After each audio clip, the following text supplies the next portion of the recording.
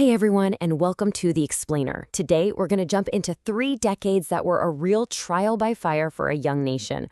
We're talking war, political chaos, and some incredible moments of resilience.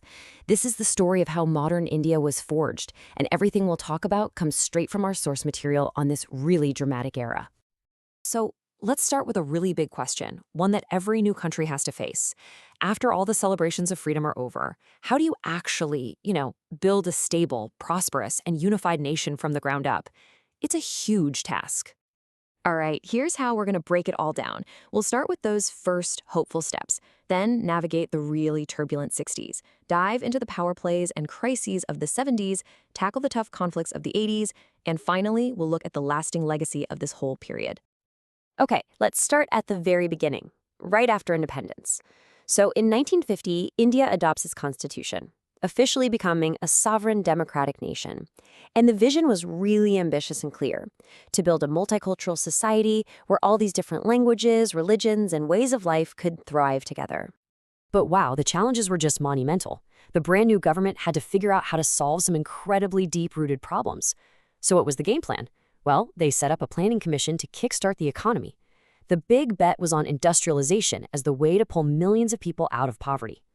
And at the same time, they had to keep the country stable, which they managed by holding successful democratic elections. And the person steering the ship through all of this was, of course, Prime Minister Jawaharlal Nehru. He was really the architect of these early policies, shaping everything from the economy to society until he passed away in 1964. All right, let's jump into the 1960s, and this is where things get really intense. All those foundations that were laid in the 50s, they were about to be shaken, and shaken hard, by forces both inside and outside the country. This decade was just non-stop. First, you have India consolidating its territory, freeing Goa from Portuguese control. But almost right away, bam, 2 major wars.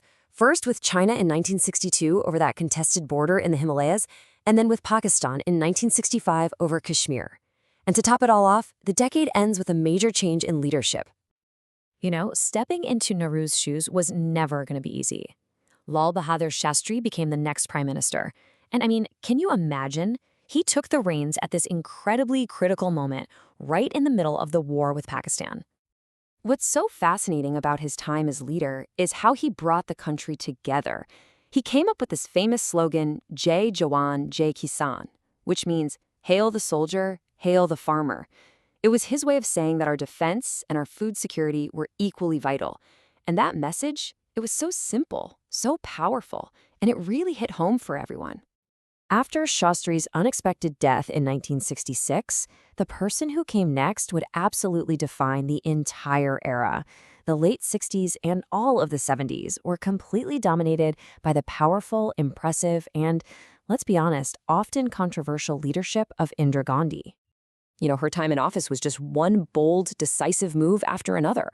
You could see her decisive style in everything she did, from big economic policies like nationalizing the banks to her approach to foreign relations and domestic politics. So you've got this huge military victory over Pakistan in '71, which actually led to the creation of a whole new country, Bangladesh. Then there's a successful nuclear test, the integration of Sikkim into India. But just as things seem to be at a high point, she makes a decision that people still argue about today. In 1975, the government declared a state of national emergency, saying it was because of internal problems. This was a massive turning point for India. It was a moment where the very idea of its democracy was put to the test. So here's the bottom line. For about 2 years, from 1975 to 1977, the basic rights that the Constitution guarantees to every citizen were just suspended. Now, the government's line was that this brought discipline, right? But for the average person, it meant their fundamental human rights were taken away. And this right here just lays it all out, crystal clear. On one side, you have the kind of noisy, messy, vibrant democracy India was built on. And on the other side, silence. Those fundamental rights, the very bedrock of the nation, were put on pause.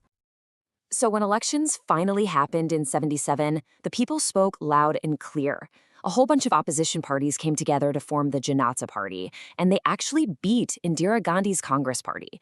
But their government didn't last very long because of a lot of infighting, and by 1980, Congress was right back in power. All right, on to the 1980s. And if the 70s were about a crisis of democracy, the 80s were about a new kind of conflict, one that was complex, violent, and really tested the unity of the country itself. The 80s were just a really, really tough decade. You had a violent separatist movement in Punjab demanding an independent state. In the Northeast, another movement was fighting for an independent Assam. India also got drawn into the civil war in neighboring Sri Lanka. And all this turmoil, this violence, it all led to this absolutely tragic moment in 1984, the assassination of Prime Minister Indira Gandhi. After his mother was assassinated, her son, Rajiv Gandhi, became the new prime minister.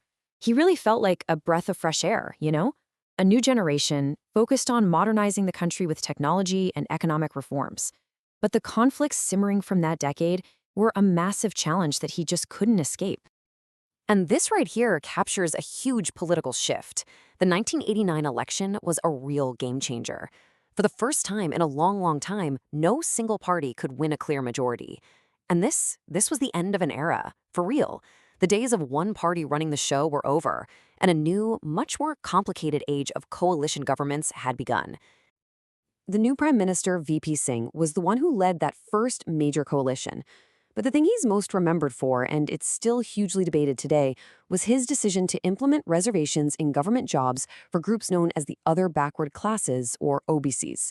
This single move brought caste-based politics right to the center stage and would completely change Indian society and elections for decades to come.